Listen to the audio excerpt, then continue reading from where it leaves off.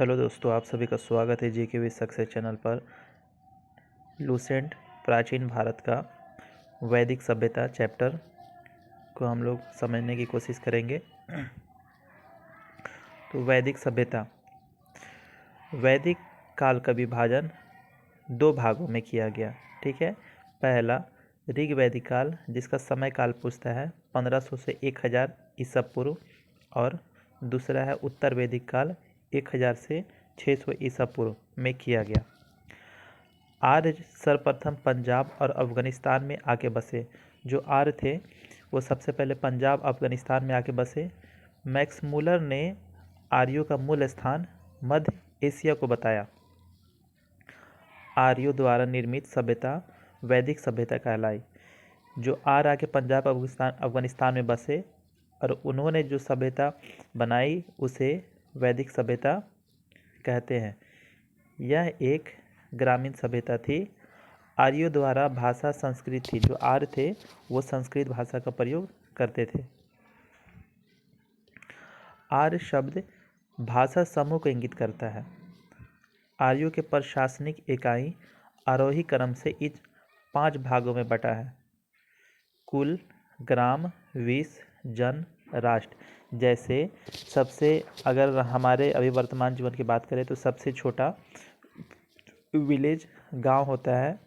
ठीक है, उससे बड़ा डिस्ट्रिक्ट होता है, उससे बड़ा बिहार होता है जहां हम रहते हैं, जो स्टेट होता है, उससे बड़ा देश होता है, कंट्री।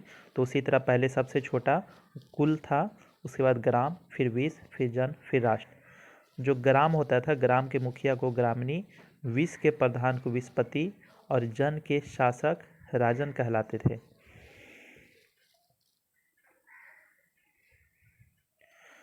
राज अधिकारियों में पुरोहित एवं सेनानी प्रमुख थे। तो राज्य जो अधिकारी होते थे उसमें 2 प्रमुख थे, एक पुरोहित, एक सेनानी। ठीक है, वशिष्ठ रूढ़िवादी एवं विश्वामित्र उदार पुरोहित थे। सूत, रथकार, कमादी नामक अधिकारी रत्नी कहे जाते थे। तो प्रश्न पूछेगा रत्नी कौन कहलाते थे? तो सूत, रथकार, कमादी ये तीनों रत्नी कहलाते थे। इनकी संख्या राजा सहित करीब 12 हुआ करती थी। पूरब ये दुर्गपति होता था। एस्पस जनता की गतिविधियों को देखने वाला गुप्तचर। ये डायरेक्ट वन लाइनर प्रश्न पूछ देता है कि एस्पस क्या है? जो जनता की गतिविधियों को देखने वाला जो गुप्तचर होता था। और पूरब किसे कहते थे? वो दुर्गपति होते थे। वाजपति किसे कहते हैं? तो गोचर भूमि का अधिकारी वाजपति कहलाता था। यहाँ पर जो दिशा जो था उस समय, तो उस समय 5 दिशा था। ठीक है, पूर्व को उस समय प्राची कहते थे, पश्चिम को प्रतीची, उत्तर को उदीची, मध्य और दक्षिण। ठीक है, जो पूर्व का सम्राट, जो पूर्व का राजा होता था उसको सम्राट कहते थे।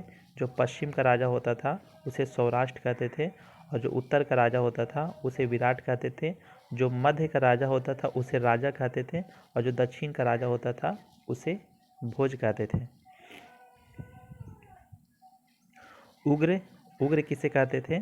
तो अपराधियों को पकड़ने का कार्य जो करता था उसे उग्र कहते थे। भागदू, भागदू किसे कहते हैं? तो राजस्व कर एकत्र करने वाला अधिकारी। जो राजस्व कर एकत्र करता था अधिकारी उसे हम भागदू कहते थे। अब नोट में है कि ऋग्वेद में किसी तरह के न्याय अधिकारी का उल्लेख नहीं है। कोई न्याय अधिकारी शब्द का उल्लेख ऋग्वेद में नहीं है। सभा और समिति राजा को सलाह देने वाली संस्था थी। जो सभा समिति थी राजा को सलाह देती थी। सभा क्या था?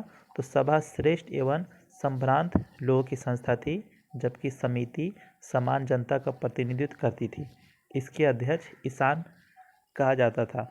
तो जो समिति का अध्यक्ष होता था उसे ईशान कहा जाता था। ठीक है, स्त्रियां तथा स्त्रियां जो है सभा और समिति दोनों में भाग ले सकती थी। युद्ध में कबीले का नेतृत्व राजा करता था। जो युद्ध होता था उसका नेतृत्व कबीले का राजा करता था। और युद्ध के लिए गवष्टि शब्द का प्रयोग किया गया है, जिसका अर्थ होता है गायों की खोज। तो गवष्टि में क्या होता है? गायों की खोज। ठीक है, दशराज युद्ध, दशराज युद्ध का उल्लेख ऋग्वेद के 7वें मंडल में है। यह युद्ध परुशनी जिसे वर्तमान रावी नदी कहते हैं, के तट पर सुदास और 10 जनों के बीच लड़ा गया था। तो दशराज युद्ध का उल्लेख कहाँ है? ऋग्वेद के 7वें मंडल में है। और यह किस नदी के किनारे लड़ा गया था? तो परुष्णी नदी के किनारे, जिसे वर्तमान में रावी नदी कहते हैं। और यह युद्ध सुदास और 10 जनों के बीच लड़ा गया था, जिसमें सुदास विजयी हुआ। ऋग्वैदिक समाज 4 वर्णों में विभाग था। ठीक है, ये वर्ण कौन कौन थे? ब्राह्मण, क्षत्रिय, वैश्य और शूद्र। यह विभाजन व्यवसाय के आधार पर आधारित था। ठीक है, व्यवसाय के आधार पर मतलब कि जो ब्राह्मण का कार्य करने वाला हो वो ब्राह्मण कहलाने लगा। मतलब कोई भी व्यक्ति जो ब्राह्मण का कार्य करता है, चाहे वो छोटा जाति का क्यों ना हो, वो ब्राह्मण का कार्य करता है तो उसे ब्राह्मण कहा जाने लगा, व्यवसाय के आधारित पे। ठीक है, ऋग्वेद के 10वें मंडल में पुरुष सूक्त में चतुर्वर्णों का उल्लेख मिलता है। इसमें कहा गया है कि ब्राह्मण परम पुरुष मुख से, ठीक है, उन और क्षत्रिय उनकी भुजाओं से, वैश्य उनकी जंघा से और शूद्र उनके पैरों से उत्पन्न हुए हैं। आर्यों का जो समाज था पितृ प्रधान था। समाज की सबसे छोटी इकाई परिवार या कुल थी, जिसकी मुखिया पिता होता था, जिसे कुलप कहा जाता था। यहाँ पर उपनिषदों की कुल संख्या कितनी है? तो उपनिषद टोटल 108 है, महापुराणों की संख्या 18 है और वेदांग की संख्या 6 है। स्त्रियां इस काल में अपने पति के साथ यज्ञ कार्य में भाग लेती थी। बाल विवाह और पर्दा प्रथा का प्रचलन नहीं था। ठीक है, तो यहाँ पे 2 चीज़ का प्रचलन उस समय नहीं था। उस समय नहीं बाल विवाह होता था, नहीं पर्दा प्रथा था। विधवा अपने मृतक पति के छोटे भाई देवर से विवाह कर सकती थी। ठीक है, स्त्रियां शिक्षा ग्रहण करती थी। ऋग्वेद में लोपामुद्रा, घोषा, सिक्ता, अपाला एवं विश्वास जैसी विदुषी स्त्रियों का वर्णन है। गार्गी ने याज्ञवल्क्य को वाद विवाद की चुनौती दी थी। तो गार्गी ने किसे चुनौती दी थी? तो याज्ञवल्क्य को। जीवन भर अविवाहित रहने वाली महिलाओं को क्या कहा जाता था? तो अमाजु कहा जाता था। जो महिलाएं जीवन भर विवाह नहीं करती थी उन्हें अमाजु कहा जाता था। जीविका पार्जन के लिए वेद वेदांग पढ़ाने वाला अध्यापक, जो अपनी आम जिंदगी जीने के लिए जो वेद पढ़ाता था, उसे जो अध्यापक होते थे उन्हें उपाध्याय कहलाता था। आर्यों का मुख्य पेय पदार्थ सोमरस था। तो सोमरस क्या है? यह वनस्पति से बनाया जाता था। आर्य मुख्यतः 3 प्रकार के वस्तुओं का उपयोग करते थे। पहला वास, दूसरा अधिवास, तीसरा उसनिस। अंदर पहनने वाले कपड़े को निवी कहा जाता था। यहाँ पर एक बॉक्स दिया हुआ है। ठीक है, प्रमुख दर्शन और उसके प्रवर्तक। चरवाक दर्शन के प्रवर्तक कौन थे? चरवाक थे। योग के पतंजलि थे। शांख दर्शन के कपिल थे। न्याय दर्शन के गौतम थे। पूर्व मीमांसा दर्शन के जैमिनी। उत्तर मीमांसा दर्शन के बदरायन। वैशेषिक के कनाद।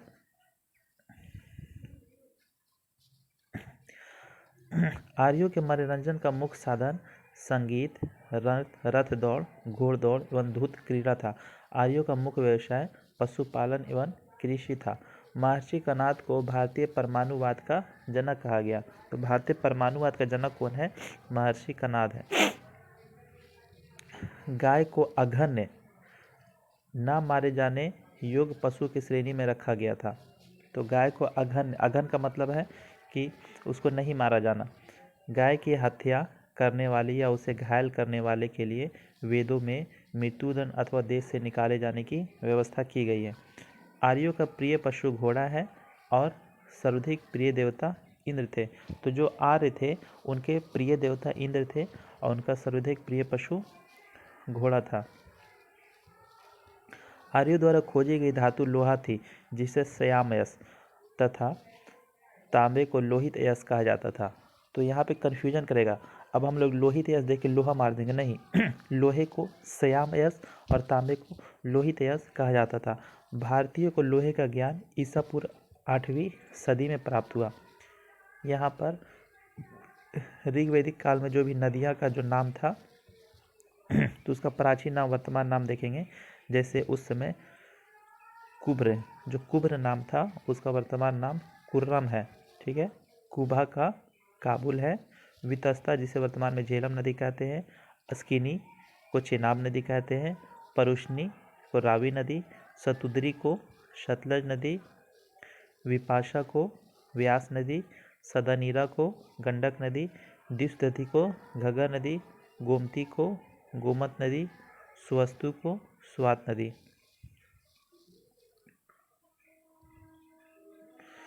व्यापार हेतु दूर दूर जाने वाले व्यक्ति को पनी कहते थे। तो पनी किसे कहते थे? जो व्यापार के लिए दूर दूर जाते थे। लेन देन में वस्तु विनिमय की प्रणाली प्रचलित थी। ऋण देकर ब्याज लेने वाले को वेक नॉट या सूदखोर कहा जाता था। मनुष्य एवं देवता के बीच मध्यस्थ की भूमिका निभाने वाले देवता के रूप में अग्नि की पूजा की जाती थी, जो मनुष्य और देवता के बीच में मध्यस्थता करता था। ऋग्वेद में उल्लेखित नदियों में सरस्वती नदी सबसे पवित्र मानी जाती है। ऋग्वेद में गंगा का 1 बार और यमुना का 3 बार उल्लेख हुआ है। इसमें सिंधु नदी का उल्लेख सर्वाधिक बार हुआ है। तो यहाँ पे 4 नदी की बात हुआ है। ऋग्वेदिक काल में सबसे ज़्यादा उल्लेख सिंधु नदी का हुआ है। सबसे पवित्र नदी सरस्वती नदी को माना गया है। गंगा नदी का उल्लेख 1 बार है और यमुना का उल्लेख 3 बार है। उत्तर वैदिक काल में इंद्र के स्थान पर प्रजापति सर्वाधिक प्रिय देवता हो गए। अब तक हम लोग ऋग्वेदिक काल की बात कर रहे थे, अब उत्तर वैदिक काल की बात कर रहे हैं। तो उत्तर वैदिक काल में अब इंद्र के स्थान पर प्रजापति देवता हो गए और विष्णु के 3 पगों की कल्पना का विकास उत्तर वैदिक काल में ही हुआ था। तो प्रश्न पूछता है कि विष्णु को जो 3 पगों की कल्पना था वो किस काल में उत्पन्न हुआ? तो उत्तर वैदिक काल में। उत्तर वैदिक काल में राजा के राज अभिषेक के समय राजसूय यज्ञ का अनुष्ठान किया जाता था। उत्तर वैदिक काल में वन व्यवस्था के बजाय जन्म के आधार पर निर्धारित हो गई। जो वन व्यवस्था था ब्राह्मण क्षत्रिय वैश्य शूद्र, ऋग्वैदिक काल में जो व्यवसाय जो ब्राह्मण का बनना चाहता था बन सकता था व्यवसाय करके, लेकिन उत्तर वैदिक काल में जन्म पर आधारित हो गया। मतलब कि ब्राह्मण का बेटा ही ब्राह्मण कहलाएगा और क्षत्रिय का बेटा ही क्षत्रिय कहलाएगा। ऋग्वैदिक कालीन देवता और उससे संबंध, ठीक है। तो ऋग्वैदिक काल में युद्ध का नेता और वर्षा का देवता किसे माना गया था?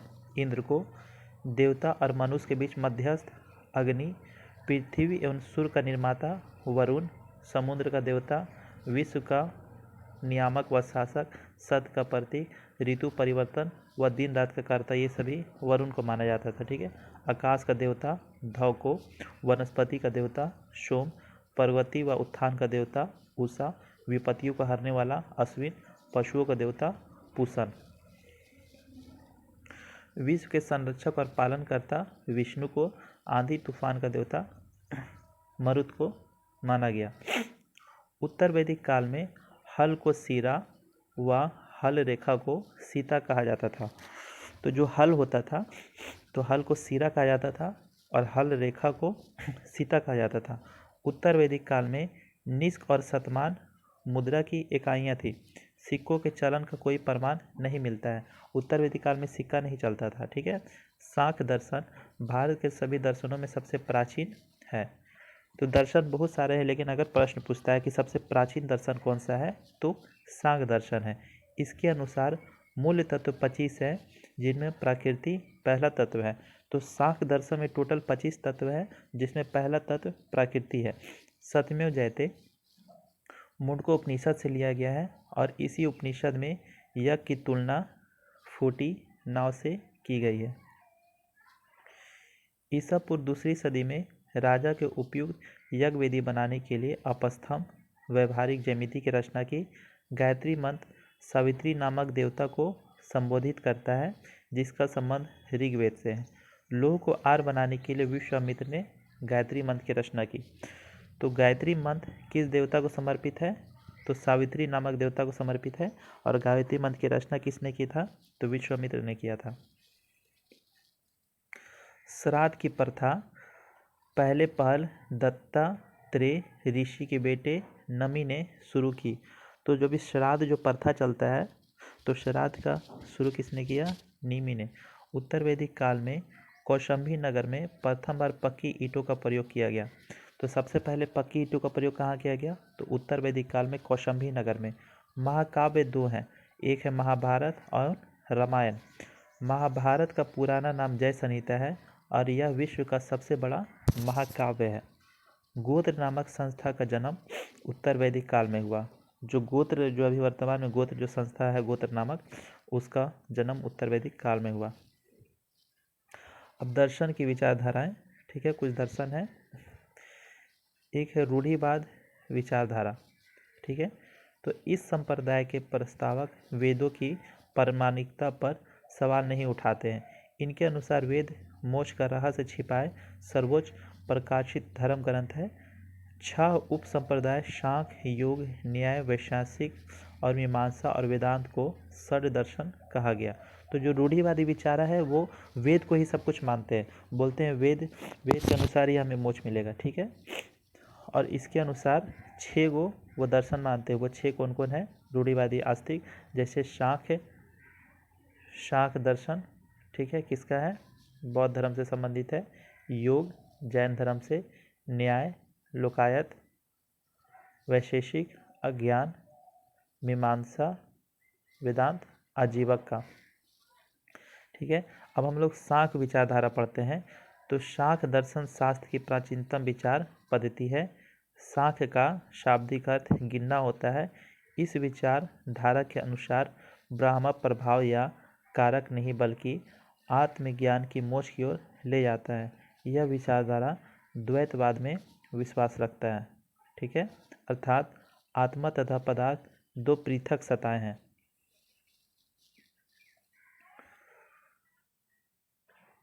यह अवधारणा सभी ज्ञान का आधार है। इस ज्ञान को 3 मुख्य अवधारणा में प्राप्त किया जा सकता है: प्रत्यक्ष, अनुभूति, अनुमान, निष्कर्ष, शब्द श्रवण। यह विचारधारा अन्वेषण की अपनी वैज्ञानिक प्रणाली के लिए प्रसिद्ध रही है, ठीक है। दूसरा है योग विचारधारा। इसके अनुसार मानव शारीरिक प्रयोग तथा ध्यान का प्रयोग कर मुक्ति प्राप्त कर सकता है। मुक्ति प्राप्त करने के साधन है यम, जिसे स्वनियंत्रण का अभ्यास करना, नियम, व्यक्ति के जीवन को संचालित करने वाले नियमों का पालन करना, प्रत्याहार, विषय का चयन, धारणा, मन को स्थिर करना, ध्यान, चयनित विषय पर ध्यान एकाग्रित करना, एवं समाधि, मन तथा पिंड का विलय ही स्वयं के पूर्ण के रूप में विच्छेद होने का कारण है। अगला दर्शन है न्याय विचारधारा। अब न्याय विचारधारा में क्या कहा गया है? इसमें मुक्ति प्राप्त करने के लिए तर्कपूर्ण चिंतन पर विश्वास किया जाता है। इस विचारधारा का मानना है कि निष्कर्ष, श्रवण तथा उपमा जैसे तर्क सम्मत साधनों का प्रयोग कर मनुष्य किसी भी समस्या की सत्यता जांच कर सकता है। इसका ये मानना है कि ईश्वर ने न केवल ब्रह्मांड की रचना की बल्कि वह उसका पालन और संहार भी करता है, ठीक है। अगला विचारधारा है वैशेषिक विचारधारा। यह विचारधारा ब्रह्मांड की भौतिकीयता में विश्वास करती है। इसके अनुसार ब्रह्मांड का हर पदार्थ 5 मुख्य तत्व अग्नि, वायु, जल, पृथ्वी तथा आकाश से बना है। इस विचारधारा का दृष्टिकोण अत्यंत वैज्ञानिक है तथा इसके द्वारा परमाणु सिद्धांत का भी विकास हुआ है। अगला विचारधारा है मीमांसा। मीमांसा का वास्तविक अर्थ तर्कपूर्ण चिंतन, विवेचन तथा अनुप्रयोग की कला है। यदि व्यक्ति को धार्मिक श्रेष्ठता, स्वर्ग तथा मुक्ति प्राप्त करनी है तो उसे वेदों द्वारा नियत सभी कर्तव्य की पूर्ति करनी होगी। इस दर्शन का मुख्य बल वेदों की अनुष्ठान भाग पर था। मुक्ति की प्राप्ति हेतु व्यक्ति वेदों का अनुष्ठान का निष्पादन पुरोहित की सहायता से करना होता है। इसलिए इस दर्शन में विभिन्न वर्गों के बीच सामाजिक अंतर्निहित रूप से वैधता प्रदान की गई है। ब्राह्मणों के द्वारा इसका प्रयोग लोगों पर वर्चस्व स्थापित करने में किया गया, ठीक है। अगला विचारधारा है वेदांत विचारधारा। तो इस दर्शन का आधार का निर्माण करने वाले प्राचीनतम ग्रंथ बदरायन द्वारा लिखित ब्रह्म सूत्र या वेदांत सूत्र थे।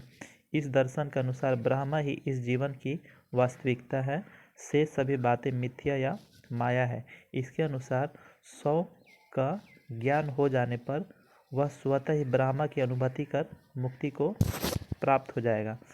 यह तर्क ब्रह्म तथा आत्मा को अविनाशी तथा शाश्वत बना देता है। अगला विचारधारा है नास्तिक विचारधारा। ये वेदों की मौलिकता पर विश्वास नहीं करते और भगवान के अस्तित्व पर प्रश्न खड़ा करते हैं। ये 5 उपधाराओं में विभाजित है: बौद्ध, जैन, लोकायत, अज्ञान और आजीवक। अगला विचारधारा है लोकायत दर्शन या चरवाक विचारधारा। बृहस्पति ने इस विचारधारा की नींव रखी। इसकी चर्चा वेदों तथा बृहदारण्यक उपनिषदों से भी मिलती है। इसके अनुसार ब्रह्मांड में केवल 4 तत्व हैं: अग्नि, पृथ्वी, जल तथा वायु। इस विचारधारा के समर्थक आकाश की गणना 5 आधारभूत तत्वों में नहीं करते, क्योंकि यह मनुष्य की अनुभूति से परे है।